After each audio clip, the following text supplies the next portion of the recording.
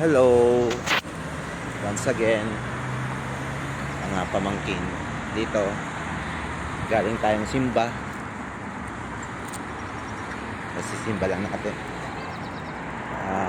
Dito nga pala si Tito George sa Croatia, specifically sa Europe.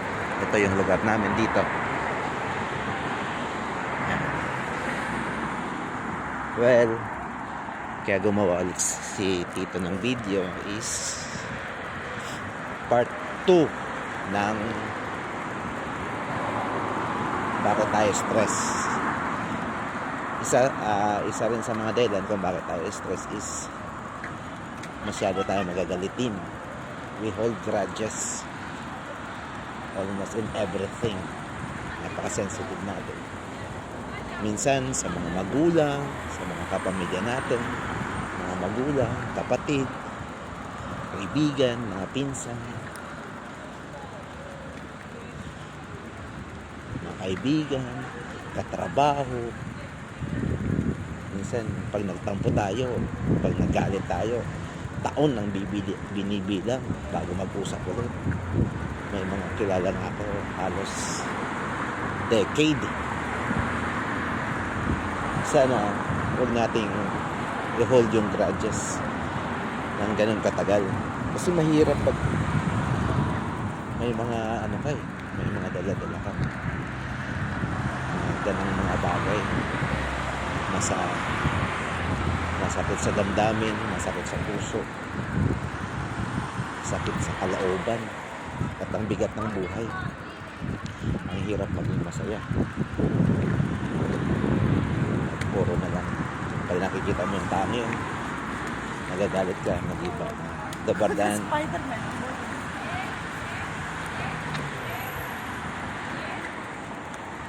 Nakikita mo yung tao yun.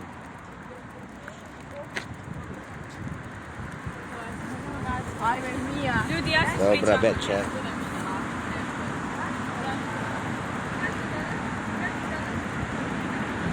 Nakikita mo yung tao yun, nag-iba mood mo. Minsan, umiiwas ka pa. Diba? Yung mga ganong pagkakataon. Imbis na mas maging masaya buong araw mo, nasisira dahil sa mga galit mo sa kapwa mo. Tapos yung mga magulang natin, minsan din natin pinapansin, din natin kinakausap. Dapat kung may mga ganun tayong mga bagay na oras naman siguro para magbati-bati. Kasi hindi habang buhay kasama natin yan, lalo na mga magulang natin na nagpalaki sa atin, kapamilya natin. Hindi lahat na panahon mawawala rin sila, mawawala rin tayo. Bago pa mangyari yun, dapat makipag ayos na tayo sa kanila. Tayo na mismo ang mag-reach out or humingi ng tawad sa kanila. Kung hindi ka man patawarin, at least you've done your part. At least you've tried. At least na gumagaan yung pakiramdam mo. Diba? Sabi nga sa isang nabasa ko, narinig ko, asking forgiveness is a halfway battle. The other half is forgiving yourself.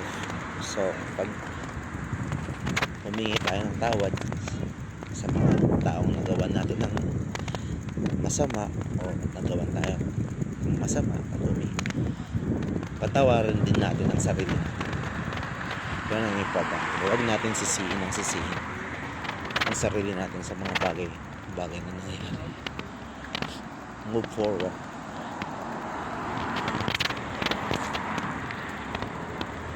And go on with your life. Let bygones be bygones. Let bygones be bygones. Ayun lang. Yan lang muna. Abot na naman ako ng 5 minutes. Sige, mga pamangkin. Sana okay lang kayo parati. Take care and God bless.